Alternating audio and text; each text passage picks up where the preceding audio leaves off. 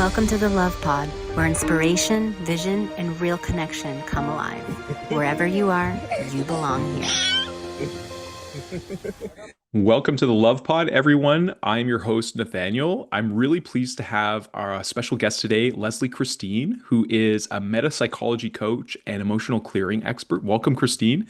And also, interestingly, you have published The Game of Life and How to Play It, the 100th Anniversary Expanded Edition. And, I've heard a lot about this book, Florence Scovel Shinn's, I believe is how you pronounce it, beloved classic. Love to talk more about this. And I really find that the work that you do sounds really interesting, especially helping high achieving women to really come into their power, but from a place of well-being. And I think this is a really important topic. And there's so much talk, especially on school, about hustle culture, and this is where we met. We met through one of the school communities that we participate in, and I feel like it's such an important and really timely conversation to have, Lesley. And also, I understand you've created your own unique framework called the Reclaim. So there's lots for us to talk about. I just like to welcome you to our show and to invite you to just introduce yourself and tell us more about why you do what you do. Yeah, thanks so much for having me here. I'm excited to be here. I think we have lots of interesting things we can talk about this morning. For sure. So I do emotional clearing work with women typically in midlife, and what that entails is I tap into their subconscious and intuitively find things that need to be released. Hmm. So through life, we have challenging experiences. And a lot of times we kind of close down over those experiences and hold on to little bits and pieces of them. And then later on, things will happen that will sort of trigger that memory. And we start reacting to situations in our present day in sometimes an overblown way. Sometimes we're not even sure why. Hmm. Like, why am I reacting so strongly to this? And it's because of these things from the past. And so I help people to clear out that old stuff so that you can be clear in the present and that Hmm. you can react to things from who you are today, not from who you are once upon a time. I love doing it. And women who are, especially women who are high achieving, they've like gone through some things to get there, Yes. right? And they often feel like, oh, I've achieved all this success, but something is still off. Something is still wrong. And so I help them clear that path so that they can actually enjoy it. That's really wonderful and so important, like the topic of alignment and fulfillment. I mean, it keeps coming up, there's been so many like exceptionally successful people in our world who have talked about this very thing, right? Like achieving, mass amounts of whether it's, fame or material success or wealth. And yet there's that dryness that comes often when there's been like this push to get there that's out of alignment with maybe the wholeness of the individual. It's interesting too. I do somewhat similar work with higher visioning, and what I've realized is that the people have these. I call them like entanglements, but there's like they say, our issues are in our tissues. So I'm wondering, what does your process look like? Are you interviewing them, or you say you work intuitively? So it sounds like I've never heard the term metapsychology. So could you talk a little bit about more about what that is and how you do what you do? Yeah, metapsychology coaching is with using the metaphysical anatomy technique, Okay. and what that is, that one's a little bit different than the like. There's a couple of different processes that I do with people, and that one's a specific and unique one. Where in that situation, I have a conversation with the person that I'm working with, and they pull up what's going on, like what do they need to shift, what's the problem that they're having right now, and they find those emotions. But we don't just find the emotions, we also find where you feel it in your body, and then what is the instinct that is connected to it. So when you really tap into it, like what does it make you want to do? And so Yeah. it's like, oh, it makes me want to hide, it makes me want to run away. What is that instinct? And then we go through a process where we release the emotion, we balance the instinct, and we just like clear it all away. And the what the outcome is that happens for these people at the end of all of that is that they usually feel really neutral about the Mm, situation. So they can now, yeah. instead of thinking of the situation that happened and getting heightened, a lot of people when they Yeah. start talking about it, they'll get kind of teary, they get really, really emotional around the situation that we're about to clear. And at the end, they're like, huh, I just don't feel anything. Like it just feels neutral. It's just now a story in my past, a thing that happened to Hmm. me. It's there, but it doesn't cause me to go into a panic. It doesn't make me sweat and make me feel like I'm going to start crying anymore. And Yeah. that's a really beautiful place. It sounds kind of, funny to think, oh, getting neutral is the thing you want, but it is. Hmm. When you're having a heightened emotional reaction, you just want to be able to be neutral about it. And those memories, they can start to cause problems when you're having those Sure. emotional reactions to them. Yeah, I mean, we're talking probably patterns that can affect a whole trajectory of a lifetime, right? And often they are subconscious. Whether they happen when we were pre-verbal or before we had really cognitive memory that we can pinpoint. So some of those things can really cause people to shut down. So I'd imagine you've seen like a lot of transformation in doing this kind of work. Do you have any particular stories or maybe your own story that has been particularly illuminating that you'd like to share? Yeah, it's just so beautiful to get to the end and have someone just feel like, oh, I can, where at the beginning they were just so emotional and they could barely talk about it, at the end to be like, yeah, that's something that happened to me, but it doesn't bother me. And they're just in shock, but it doesn't bother them anymore. I Yeah. did have a particularly interesting case, though, where someone that I was working with had this intense feeling of like ancestors around her, Hmm. and she felt like they were communicating with her throughout. So that was really neat to see. Mm. And the way that they sort of shifted and changed as she went. So she felt this hugely deep connection to her ancestors as we went throughout it.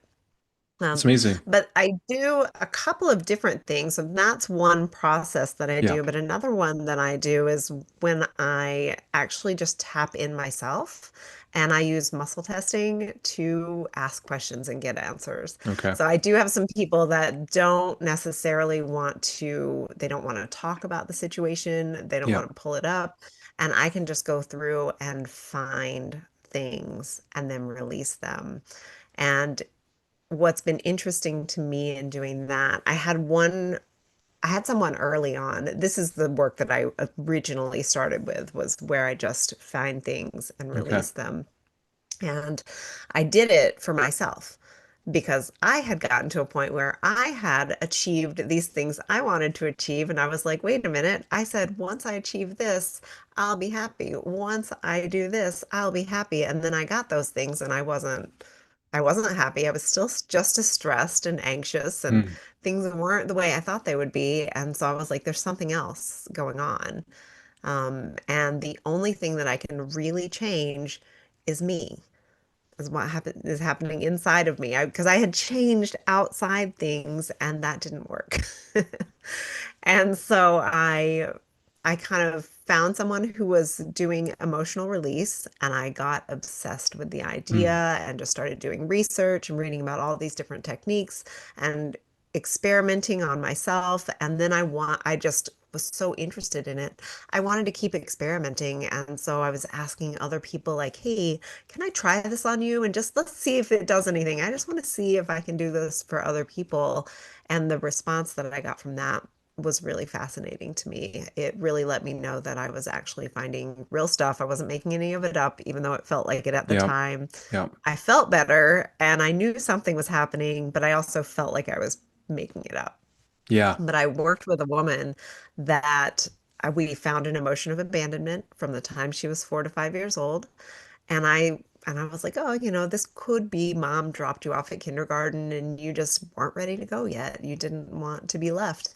And she said, oh no, my family immigrated here from another country. Wow. And when I was that age, they actually had to drop me off at an orphanage for 2 years. Man, She's like, I okay, know wow. exactly what you're pulling up here. And I had never had a response that was that specific before. Hmm. And I was like, oh, wow, Yeah, that wow. really is something. Well, it's a real gift to be able to help people with their emotions. My background in Indigenous wellness, one of the tools that is pretty ubiquitous you see is the medicine wheel. And it talks, there's so many teachings in the medicine wheel, everything from the life cycle to, the directions of teachings of different peoples on the earth. But one of the ones that always resonate with me is what makes us whole as a human being. We all have these four aspects that are interconnected, and namely are the mental, the physical, the emotional, and the spiritual. And in the West, there's this hyper focus on physical and mental, and we don't really like to talk about emotional as much.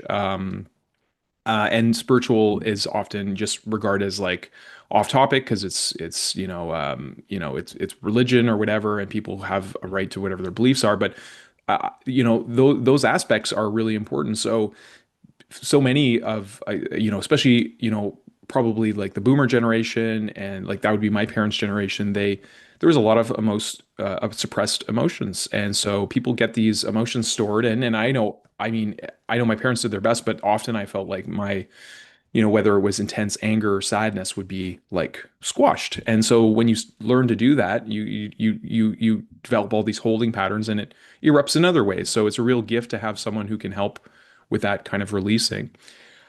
Now I'm curious. So you clearly have like you're helping people one on one through these kinds of things, but you've also and I know you had a copy of it there. You've republished a really important book to humanity. Would you like to talk about like your journey to that, and like what's your passion behind doing that and bringing that into the world in a way that has renewed it and reached more people? Yeah, so I've got my Game of Life and How to Play It that I published in November, the 100th anniversary edition. And I found this book during one of the most challenging points of my life. After I had gotten to the point where I was doing the emotional clearing work, and we had achieved some of our big goals in life. My family was traveling full time, actually, in an RV. We had been traveling for almost 5 years, Wow. and we had gone through the pandemic in the RV, so that Okay. was Wow. its own Wow. special challenge. Yeah. And about a year, it was actually 5 years ago, like right now, like this month, my partner got sick Okay. and he went into the hospital, and he was in the ICU for 10 days. They told Okay. him that he needed to take care of whatever he needed to take care of because they were giving him about 6 to 9 months. Wow. Wow. So they were not expecting him to make it. And we made a huge change. Again, we said, okay, we are going through this. And we moved back to my home state near my family so that we would have a support system when the inevitable came, and moved back into a house. And when we got into this house, like probably during our first month in this house, I found a recording, an audio on YouTube of a woman reading The Game of Life and How to Play It. And I Mhm. don't know why I chose it or pressed play. It was just a random thing. And I loved the sound of her voice. I loved the words that were being read. And when I got to the end of it, I played it again and then again and again and Mm. again and again. And for months, I really didn't listen to anything else. I kind of pulled off of social media. We were just very much with our family at that time, just trying to figure out what we were doing, what the next steps were, how we were going to move through this. But I just kept listening to that book. So it was like my companion as we Yeah. went through this challenging time. And she talks a lot about, well, of course, living life in the way that you want. But she talks about things like your mind, and that your attitude and the way that you think affect the reality that you see in life. And so I started to imagine, well, what would be the thing that I really want right now, of course, is for him to be better. And what's a scene that I could create in my mind that would mean he was better?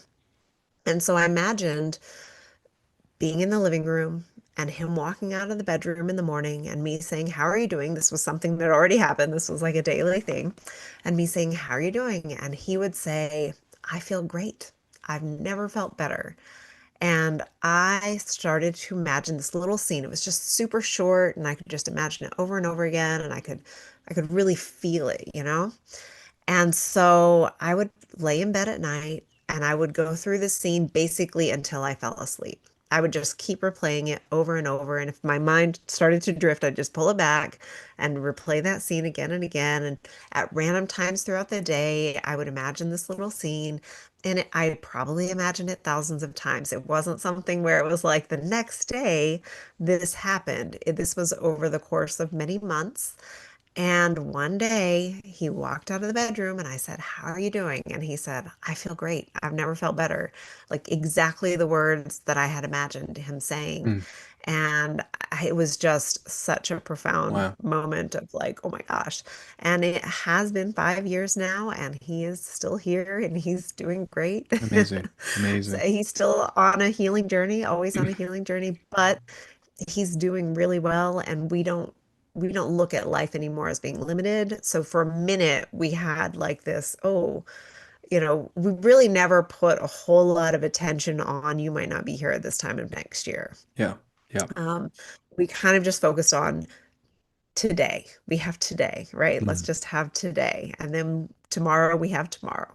And we didn't go far out in the future, but now we're like making plans and doing all the things and we're like, no, we have however much time we have. We know that we can make plans for years in the future without any concern about it.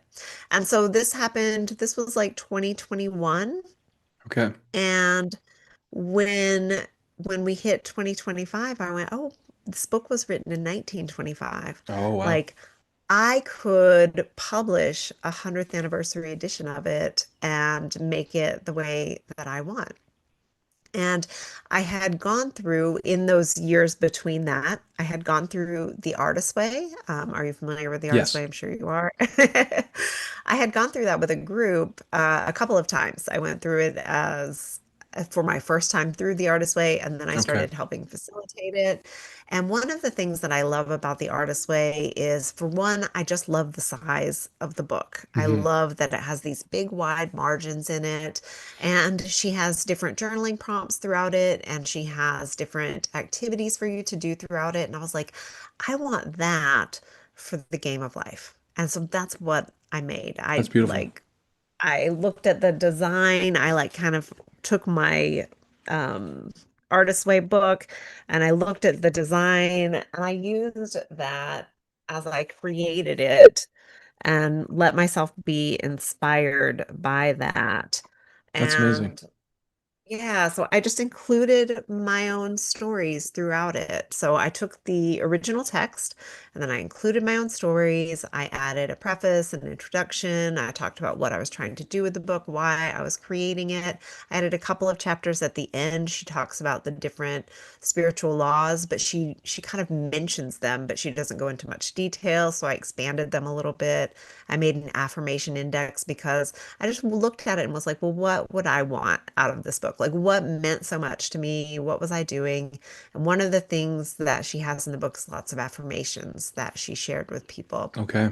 And so I made a whole index and I just pulled out every affirmation that she used so that they were easy to reference because I had started like writing them down and then like memorizing them and saying them to myself. And I was like, oh, to have them all in the back in this easy to find place would be great. And my intention with the whole thing is to run groups where we go through this book one chapter at a time. And I'm actually doing that right now. So I have a community on school, living the game of life. Okay. And we're on chapter 10 next week of going through it one chapter Amazing. at a time. Yeah, it's been great. That's really special and a real labor of love. Really congratulate you on taking that leap, and I can tell you're an action taker and bringing something, there's been so many beautiful things that have been shared with humanity, especially from, 1800s and 1900s and things that to see someone bring new life to that, I think that's just so important for a number of reasons. One is that the spirit of the authors who create these works, I feel like live on through these. It's their legacy. I've had a number of experiences where I've just like listened to audiobooks of like really soulful people like Wayne Dyer, and then had a direct experience with his consciousness, and I feel like we're all so interconnected, and these works are they're drawn from something very hard to maybe describe, but like I would say from a divine place, and they're meant to uplift and awaken humanity. So I appreciate that you took something so meaningful to yourself, because it would have probably been easier to just like, put out the same book and republish it, but to add your expansion to it, I think is really special. So it actually, A yeah. lot of people have republished it, and there's a ton of versions out Okay, there. But interesting. yeah, what I wanted was I wanted something very specific, and it was interesting because I spoke with a woman in who's like been in the publishing industry in New York for a long time, and I told her what I wanted to do and what my vision was, and she said, "What you should do is you should make it a really small book that's like easy for someone to tuck into a pocket or a purse or something, and then you should price it at this." And I was like, oh, so I started kind of reformatting it to be this small thing, and my fire just went out Okay. for it. And I went, you know what? I don't care if anybody buys it. Yeah. This is what I want to do. Yeah. No, I want to do. I have a vision and I want that vision. So she may know better. She's in this industry. I actually, I'm not publishing it so that I can sell as many copies as possible. I'm publishing it so that I can create the book that I want to create. And I'm actually of the women that are going through this book with me right now, I'm getting a lot of feedback that they actually love the format that I've chosen. So I feel good yeah. about it. I think it's always so important to honor your own inner compass, and I really do like the format size of The Artist's Way. I think it's a beautiful, it's like a guidebook, right? It's not like a novel, and it's something that you work through, and I feel like that's so important to also do it together with people. So I love that you also took that inspiration from Julia Cameron, because she encourages people to go through the journey together and applied it to a work like this. You're giving me some inspiration, because I also have one of these books in my experience that is so meaningful to me, and I've thought a lot about how to bring it really into the world. It's not 100 years old, and there's a whole story I won't go into, but essentially it's a series of letters that are totally ascribed to a transmission from Christ, who we know as Jesus. But in them, he really talks about very similar things that you mentioned. You know, how our thoughts and emotions actually create reality, and that our individual consciousness is drawn from a universal consciousness. And he talks about the actual experience he had in the desert after his illumination, and all that he really genuinely wanted to teach people, which is very much in alignment with metaphysics and our current understanding of quantum physics and everything. So it's a really beautiful expression and a bridge between science and spirituality. However, most people have not heard of them, and that's partly the foundation behind doing the Love Pod, is to give more voice to them and share part of my perspectives, because I feel like we're in this really unique time of awakening as a species, and we all have our own unique journey and our own unique path. And I know some people, when they hear the word Christ, are like, oh, he's going to start preaching or something, and it's furthest from the truth, because I'm not really a religious. I don't have a religious background. I've explored many different religions, and I just always wanted to get a clear view of the truth. And this is such an individual journey. So I'm curious, what stood out to you the most in the game of life and how to play it? Because that's such a beautiful. We've talked on the show before. Like, it's so funny that humans have summarized the totality of existence and everyone and everything for all existence and in all timelines, all dimensions, into one word that's four letters and one syllable, life. And so here we have a beautiful guide of how to play it, which most of us, we're so conditioned to kind of do the opposite in life. So what has been some of the most meaningful takeaways from that work for you, Lesley? One of the most interesting things, because of course I listened to it, right? I listened to it over and over again before I actually picked it up and read the words on the Okay. paper. And one of the most interesting things to me was that she actually does talk about Jesus quite a lot in there, Okay. and she uses a lot of biblical references and shows how they apply to these different aspects. And I didn't really I didn't really get raised in a church, so I don't have a lot of religious background, but I have gone plenty of times, and I had never looked at the Bible in the way that she did. And so through reading this and hearing this at first, I was not that interested in it. And I thought, oh, and this was originally like when I got it, it meant so much to me. But at first, I felt like I feel like I want to bring this book to more people who wouldn't be able to hear this language kind of the way that I wasn't totally able to hear that language in the beginning. And so my idea for it originally, like early on, was I would love to rewrite this and take all that stuff out. Hmm. But the more I read it and listened to it, the more I started opening my Bible. And I was like, actually, this is part of what I'm loving about it. And so it was really important to me whenever I did finally release it was to keep that completely intact. So I didn't Hmm. change anything that she wrote in the original one. I just added my own thoughts and stories to it. But that ended up being one of the pieces that was maybe most impactful to me was it made me look at the Bible in a different way than I had ever encountered it before and actually got me reading it again. So Hmm. that was pretty interesting. Yeah, it is interesting. There's so many ways I could talk about this because I feel like it's such a broad it's such a broad and important topic because I mean, how many figures in history do we have who've literally changed the way we, talk about time? We're literally in the year 2025 because of the pattern and precedent that Christ showed us, and He told us that we too could do these things in greater. And I've often wondered what He meant by that. He actually appeared to me in my early 20s in the forest after much contemplation and meditation, and I've had several direct experiences with his consciousness, and the letters are really beautiful because he says because they are letters. It's not like another Bible or anything. He says they are a direct bridge between his transcendent consciousness and our own, and he really clarifies a lot of the his teachings and corrects a lot of the dogma that was put on him because the Bible was written by his disciples, some of them like 30 years after the fact. And so he does challenge some of the things in the Bible. But I think that that's important because we're in a new era of like such increased interconnectivity and with the internet and stuff, and a lot of people are finding wisdom in the Bible, but I feel like a lot of people are just turning to like fast dopamine, hits. So one of the things I appreciate is that, bringing a book and then going through it with people is I love books. I'm a book magnet. I mean, I was listening to a man say that if you have over 1,000 books that you qualify as a library. And I'm like, I probably definitely have over 1,000 books.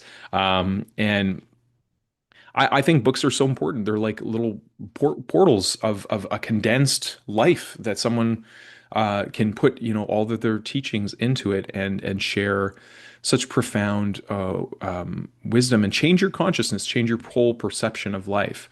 So I'm wondering, in doing this project, since you just published in November, has it inspired any new projects for you, or any continuation of wanting to, put out more books, or what's next for Lesley? It turns out that this is like the foundation of everything that I'm doing from here on out. So I was already doing the emotional clearing work and I love that work and I'm still doing that. But in putting together this book, I ended up wanting to create a community. So I created the Living the Game of Life community on school to with like the foundation of the information from this book as the main piece of that community. And as I was writing the book, I was like, oh, I have four more books that I want to put out over the Amazing. next 5 years. So I have a whiteboard in front of me and it lists these different dates and the titles of the books that I plan to write over the next bunch of years. That's amazing. Wonderful. So it and I started a podcast, but I started it right as I was getting ready to publish it, and I realized, oh, I'm trying to do too many things all at Mm, once. So I put that on hold, but it's like coming back up now. I'm like, okay, now it's time to start the podcast because I shared my story in this book, but I want to share other people's mm, stories as well. And what I have found in as I talk about this book is that there are a lot of people that are like, I love that book. Like many people know it and love it. And I don't know how I had never heard about it until I did. I don't know how I had missed it. I'm also a huge book person, and I even worked at a Barnes and Noble whenever I was in college, and I okay. always say that was one of my favorite jobs. But I have also said I could have been a librarian in another life. Like I'm a huge Mm, book fan, and I feel like, "Ugh, how did I miss this book all these years when so many people know it? I don't yeah. know if they're just not talking about it a ton, but I have talked to a lot of people who they don't just know the book. They didn't just read it, right? A lot of times you'll talk to somebody and they're like, "Oh yeah, I read that." That's the end of the story. No, people always have a story to tell about this book. So I met a woman who said not only had she read it, but we connected also on the fact that we had downsized to travel full time. So my family downsized by like 90% about a decade ago before we started traveling. Okay. And this woman had done the same, and except she was still traveling. It's been like over a decade that her and her husband have been traveling. She said, but I keep this book with me. Like, so Mm, she travels with the book, The Game of Life, okay. with her. So, of all the things she got rid of, that was not one of them. And Okay. I found that so interesting. And I have encountered that kind of thing time and time again where people have a story about how it impacted them. So I'm looking to start a podcast to share those stories. And I write on Substack about this kind of stuff. And that also is called Living the Game of Life. So everything is starting to be living the game of life for me. And the idea being that I didn't just read a book. Like I have embodied this book. I'm Yeah. living this book. I wanted to go through it with groups because I'm going back to it all the time. I'm Yeah. always going back into it. And as much as I love books, I don't always go back to them. And a Yeah. lot of times I read them and they have plenty of good information that in them, but I don't necessarily put all of it into action. Yeah. But this one, for some reason, just struck me in that way, and I am constantly going back into it. And so I have gotten a lot more out of it than I do a lot of books. Well, it sounds like it's really in line with your soulful purpose, and bringing it to into a new way and introducing new people. It's interesting too because synchronistically, I had not heard of that book at all either, and then before I saw your profile in Magnetic Memberships, a woman in another community, and I think I told you this, she had the day before posted the audio recording of the Game of Life, and I'm like, what's that? The Game of Life, and I started listening to it, and so I was like, oh, that's really interesting that you were republishing this and why and what's the significance of this book and so yeah, I think it's these things happen. I like to think of them as divine breadcrumbs. I do believe we come here with soulful intention, not in a deterministic way like this will happen and this will happen, but we have intentionality of what we come to contribute. I believe, and we're either finding that in alignment or we're kind of going astray from that because we do have free will as human beings, and I think when you find that thing that you really love that you're just obsessed about, and it's just like you have to keep going back to it, whatever it is, if it's playing the guitar or writing or a particular book that you're, and I love how you say embodying it because that really is the key, right? I feel like all these authors who have put their time, I mean, most authors who publish books, I don't think they're doing it for the notoriety or for the money, because they have something that is in them that has to come out. So I love that it's also inspired you to do that in turn and to expand from that. I think that that is one of the biggest compliments that an author can receive in life. So way to go, Lesley, and keep it up. Well, anytime you ever want to share more about your other writings, you're certainly welcome, and I certainly will commit to fully reading it now that you've explained more about it. I think that it sounds like a really interesting book. What to you is, if you were to, pardon me, if you were to say it in your own words, the game of life? What is the game of life, and why would you call it a game? There's a lot of people that talk about how we need more play in life, right? That we take things a little too seriously and we need to be Hmm. a little more playful. So that's part of why I enjoy the fact that she calls it the game of life, right? That puts us, just the idea of it being a game puts us in a little bit of a playful mood to where we Yeah. maybe don't take it quite as seriously. And sometimes when people take things seriously, they can really Hmm. clamp down around them and you get really rigid. And, when you're really rigid about something, you aren't able to flow with it. Hmm. And Hmm. life is unusual and unexpected. And some of the most fun things that happen are the unexpected things that happen. They are when you are like going through life and you talked about the breadcrumbs in the book, right? But like if you follow the breadcrumbs of life, like some really magical things seem to happen sometimes. And I think that when we are playing the game of life, if we can be a little more playful about it, we can follow those breadcrumbs and really like create what we were here to create, whatever Yeah. it is that we came to create, because I think we'll have those magic moments. I actually just did a podcast a couple of days ago, an interview. It's called I think it's called Real Life Magic or something. And Okay. we talked about magical moments.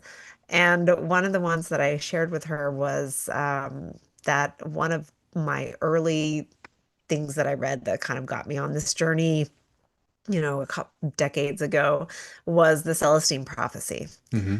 And before I had read that, I don't think I had a whole lot of idea about these kinds of things. Hmm. But in the Celestine prophecy, they talk about like the path would light up, the path they were supposed to go down, like they were following the breadcrumbs always. And they even talked about things like seeing people who looked familiar to you, like there was Hmm. something about you that knew them. And while I was reading that book, I was living in Rome and studying art there, and I was taking this tram to where I lived. I lived in like a little neighborhood area. I wasn't like staying where in a touristy area. So I would take the tram into town to where my art studio was. And I saw a woman on the tram one day that looked just like my sister. And in Rome, where people have mostly dark hair and darker skin, and she's this little blonde, light-skinned woman, unexpected on the train that I was on. And she is holding a copy of the Celestine prophecy. Interesting. And I Wow. was like, what? I did not end up like saying anything to her or talking to her, but I just took it as this little interesting moment in life that I took with me. And I think that there are so many of those little interesting moments. And when we can be playful about life, we can actually see them and Yeah. notice them and have fun with them. And I think that they can lead us places. So, I think that that's a lot of what it is. Yeah. I totally agree. I think that all of life actually is a series of miracles that we go through, and a big part of the journey to coming into a higher state of awareness, which to me, like, there's no it's no mistake that Christ said, only through the eyes of a child can you enter into the kingdom of heaven. And it's through that playfulness, that relaxed nature of going with the flow. And I really feel like a lot of the awakening process is, like they say, it's a remembrance process, but it's really a perception shift. It's just awakening to what is. It isn't that we need to have these fantastical things happen. It's that to, awaken to the fact that like we are fantastical. Like we are all born from a seed and an egg. We're trillions of cells. We're a symbiont of, 100 to 1,000 times more, bacterial DNA than human DNA. Like we're an amazing beings, and yet and we're so connected to the land, and yet we've totally normalized, our ability to speak and to have, to build the civilizations and all that like to me, humankind is an amazing species, but I feel like we've been indoctrinated by a lot of memes and there's a lot of beliefs about, about who we are. And we take those things on. Like that's one of the magical things of consciousness too, is that we can identify with things. It's like you can become, there's something I learned from a man who was studying, education in VR spaces. And he let me know something really interesting called homuncular association. And we have this experience when we get into vehicles, actually. So when you get in a vehicle, you kind of have a sense of the whole vehicle, and like if where things are around you, can kind of really gauge things pretty sensitively, which is pretty special. And in VR, you can actually take on avatars that have like a tail or wings and stuff, and you actually start to feel those things. And so it's really interesting to me that and the trap is that we can be so, like you said, become so serious about our identities. Like I'm a doctor, I'm a lawyer, I'm this, this thing. I'm the mind, and like people will incessantly think because they don't want to stop thinking. They think, well, I'm thoughts, so I'm going to die. So it's like, and we do take ourselves really seriously as a species. So I think playing and seeing life as a game that we are co-creating with, and it really is an infinite game, right? And I think that's a really important distinction, because some people, when they hear the word game, they think immediately competition, and they're talking about like finite games where there's winners and losers. But really, like infinite games to me are so much more interesting, because it's like the difference between like playing chess compared to playing what's that game, Minecraft, where you like build worlds and stuff. It's like that's so much more interesting because you can do a million things in that. But chess, there's like always going to be this, as many people love it, it's a very box thing. It's like this is what it is. There's no deviation from it. You can have so many different, expressions of it, but it's this. And so, yeah. So I love that idea of seeing life as a game. How? What's fun about Sorry. that is I have another business, an Okay. education business on the side. Okay. Well, no, it's not on the side. It's like been one of my main things that I've been doing Oh. for the last 6 years. But what I do is I lead collaborative storytelling classes with Oh, interesting. kids from like 8 to 18. And we have built worlds and they are ongoing. And so I Wow. have some kids that have been with me for the entire 6 years, and then I've got to watch them grow up Wow. and tell different kinds of stories. And then I have new kids coming in all the Hmm. time that are just learning about it. And every now and then they'll realize how long it's been going on. And they're like, wait, there's so much lore. How long has this been happening? And they realize that it's been happening since they were, if they're 8 or 9 years old, like it's been happening since before they can even imagine. Wow. Um, and we just have these worlds that we just continually are building upon. That's And interesting. it's such a fun thing. Yeah. It's like, I'd I like to don't know. know. Yeah, go Oh, I ahead. was just going to say, I'd really like to know more about that. I mean, I've had inspiration to create XR spaces where there's world building to have um, the capacity for. I had this inspiration long ago where, you could be listening to like an elders that recording, and then have many people in a space listening to the recording, or even someone live, in the space. And as they're telling a story, you can be sculpting and creating different things and building the world as you go. And so I actually created a prototype, and it's all around focused on creating a higher vision of what our world could be. So, and Lightheart Vision at its core is a profound, we call it a profound education association and co-creative endeavor that is focused on creating home for everyone, heaven on Mother Earth. And it's to me, that's just the highest state that we can have when we are just totally aligned with the power, the creative power of love. So I love that you brought children together of all ages, creating these worlds. I'm curious, how do you like hold that container and see the evolution and keep all the pieces together? Like what you are using some kind of software to do that, or is it just you're building tomes of books? It's very curious to me. I would love to be doing so much more with it than I actually am. And I have tried to figure it out before, but without putting a ton more time into it, it's just not possible. So I Okay. know that a lot of the enjoyment of, I get a different enjoyment of the class than the kids do because I have so many connections and can see so much detail. Every now and then I'll have a kid that will move from one class to a different one, and the different one means a whole new world. Like Wow. everything, every single class is its own unique ecosystem, and Okay. every child that comes in changes the ecosystem, just like we Okay. do on Wow. Earth, right? It's just like on Earth. Yeah. And so I'll have a kid that will move from one class to another, and then they'll make references to things from the other one. And I'm like, oh, Okay. this is just for Wow. me and them to enjoy because nobody else gets the jokes or the little connections that are being made between this other world except me and that one child. And that's something that I just really, it makes it kind of fun.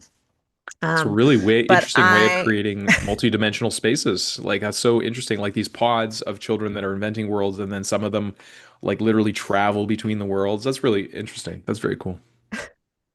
I had a kid once that had a character, and he was in almost every class that I ever taught.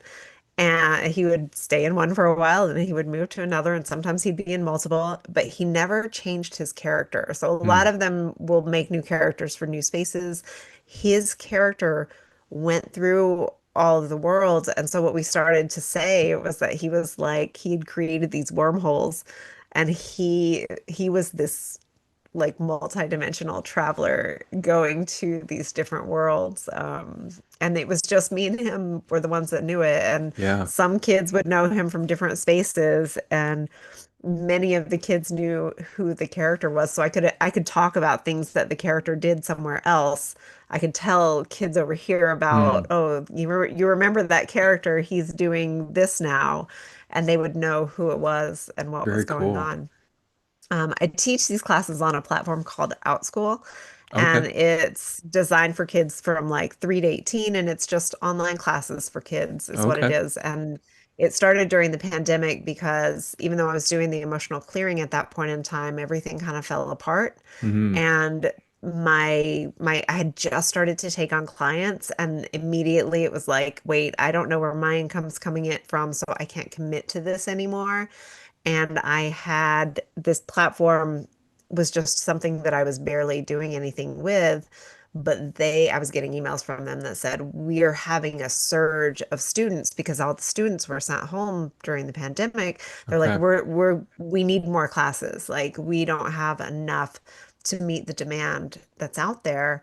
And so these classes just sort of, it was just very organic the way that they formed. Like when I first started creating them, I did not have in mind what it was going to be. Those are usually the best Nowhere things near. when you don't have a plan. That's awesome.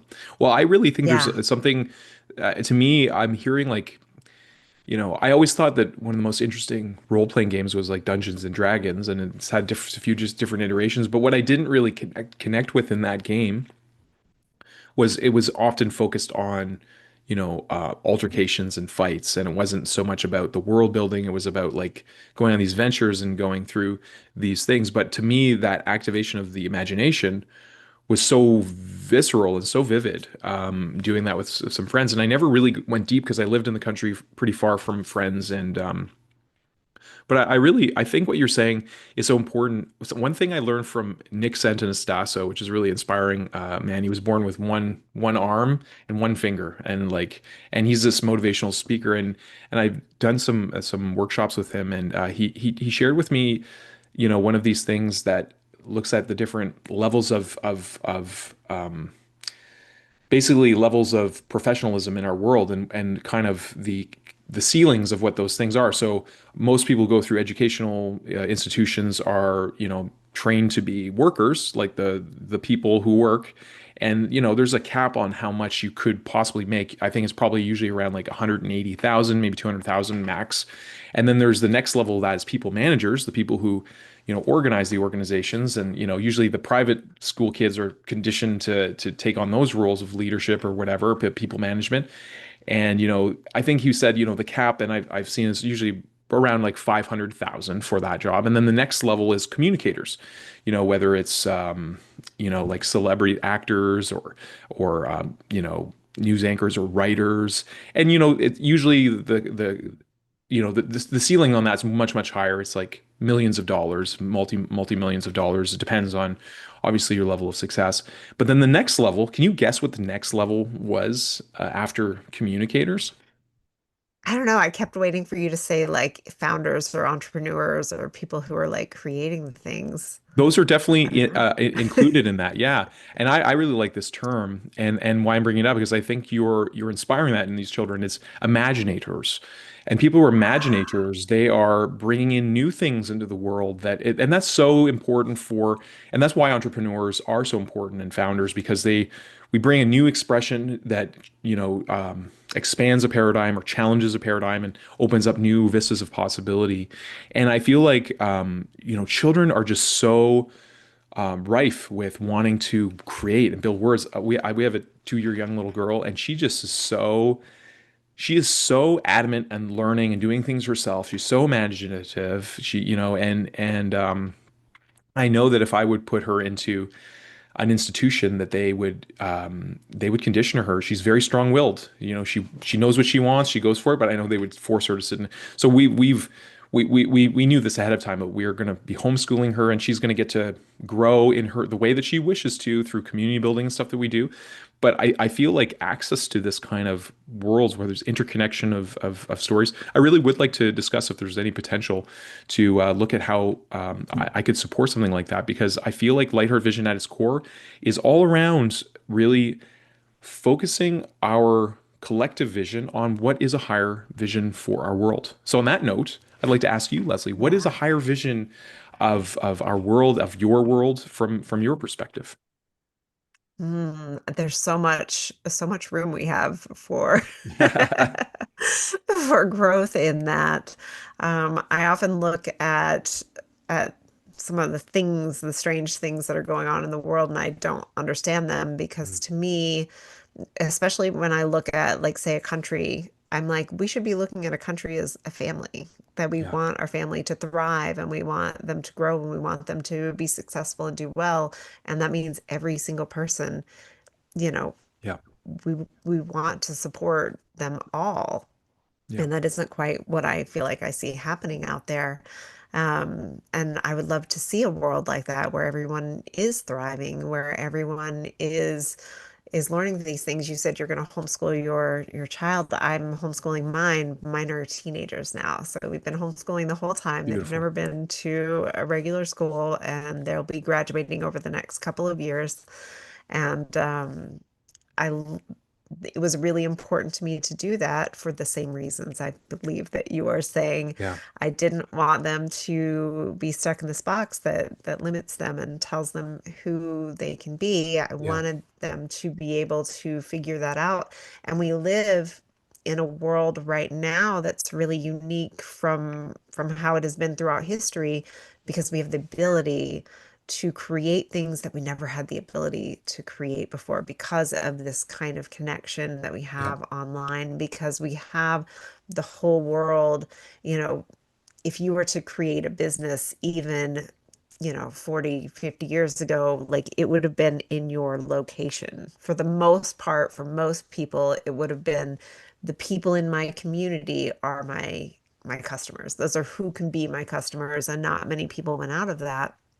um, but with the work we can do online, we can connect with the whole world. I have students in Australia and New Zealand and in Korea and in Europe. And I've had students from like these different islands in places that I have to look on a map because I don't even know exactly where they are.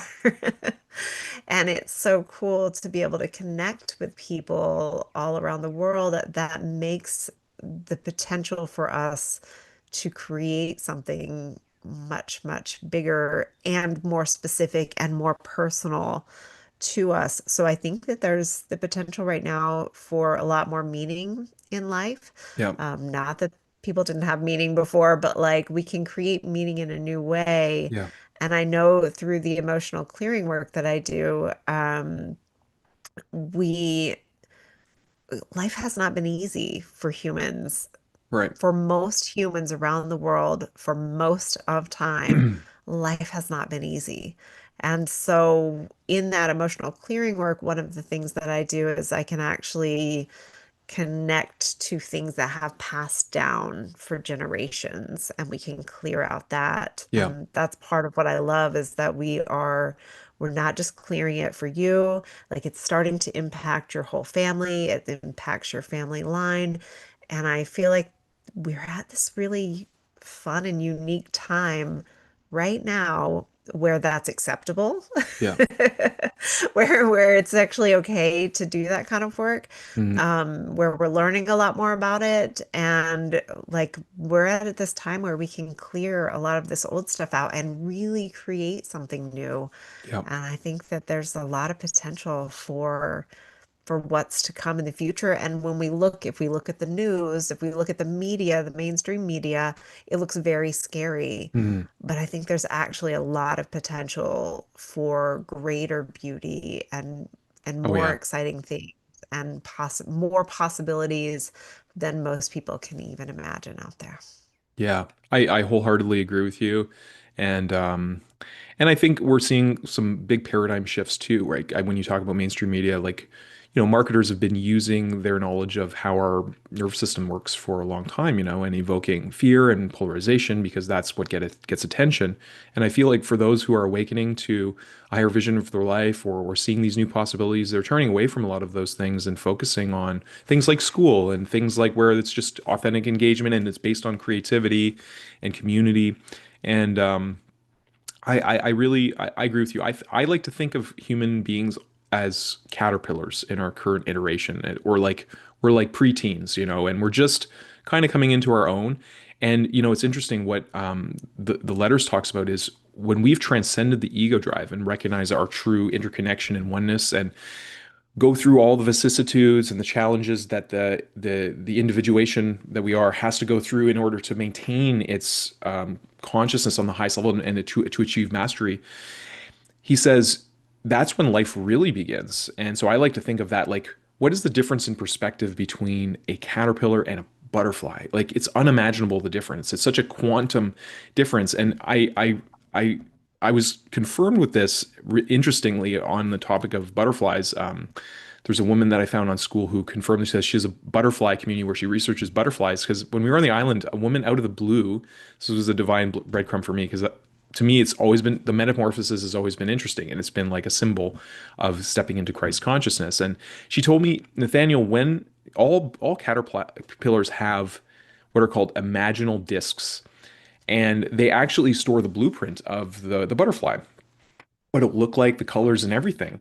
And apparently, when the caterpillar starts going through chrysalis, the imaginal discs will activate. And you would think like the caterpillar's like, sweet, and now I get to become a butterfly. But that's actually not what happens at all. The caterpillar starts freaking out. It's like, whoa, whoa, whoa, I'm a caterpillar. And it provides all this resistance. It's like, no, no, no, I'm a caterpillar. And what that does is it provides the energy, the exact amount of energy that the imaginal discs need for the metamorphosis process are supplied by the resistance of the caterpillar.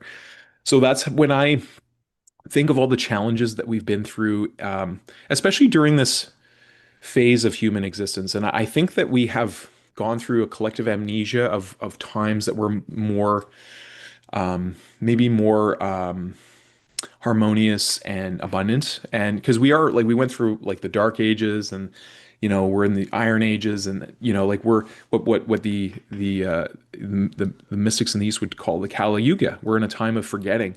And we're in an interesting Kali Yuga where we have the potential, it's a golden Kali Yuga where we have the potential to awaken from this immense amount of pressure that we have.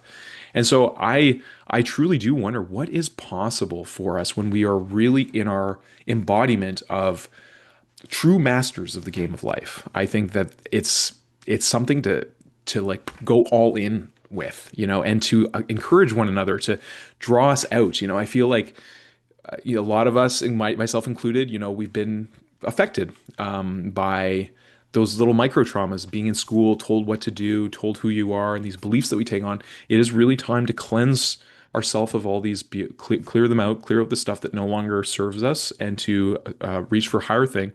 And the last thing I want to say, just to expand on what you said, Lesley, is I really think that it has to do a lot with healing the lands. We tend to be very human centric, but to me, like my spirit name is Ondakin, and Aki means land. And I look at the land as my body. And all of our land, like we're an expression of the land somehow. We're symbiotically connected to her. And all the clearing work that you're doing, as well as many other healers and stuff, we're creating more space and light and playfulness in each of our land bodies. And I really feel like each loving thought, each loving intention and action really adds to that age that we're all yearning for as a species, that age where we are in harmony, where we are treating one another all like family. Because I believe that's the truth. I believe that we're all brothers and sisters. And I don't know about you, but people have beliefs about countries. You mentioned countries being like families, and in Canada, there's a lot of people who are, I would say, especially now with all the tariffs and stuff, are negative towards like people in the United States. And every time I've gone in the United States, I just love the people. I mean, there's just, and to me, that's been the case everywhere I've gone in the world. It's like people are just good. I feel like we're wholesome. Yes, there are people who are out of alignment and they're pinched off from knowing who they are, and they do pretty terrible things. But I feel like it's such a minority of people. I really do believe that we are all this really beautiful interconnected family. Anyways, that was a lot of stuff. I just wanted to expand on what you were saying, and hopefully there's some value there. Well, I want to share with you. I love that you brought up butterflies because I have been raising butterflies for the Wow, last 5 years since I moved into this house that's and since amazing. all this has been happening. So every year I find some caterpillars I plant things that the caterpillars like, Wow, and then I bring some of them inside so that I can enjoy watching them grow and go through that whole metamorphosis. So I've actually so watched cool. the chrysalis they actually, it's what's interesting is when they go into the chrysalis stage, they don't form a chrysalis around them. Their skin breaks off Okay. and the chrysalis is already inside of them Wow, and they wow. wiggle right into it. So I've got to sit there and watch that. And I've also got to watch them as they emerge. And then I have spent many hours sitting with butterflies because when they emerge, they have to dry out their wings before they can be released. And monarchs specifically are a little bit slower. I've raised monarchs and black Eastern swallowtails, and the swallowtails are quick.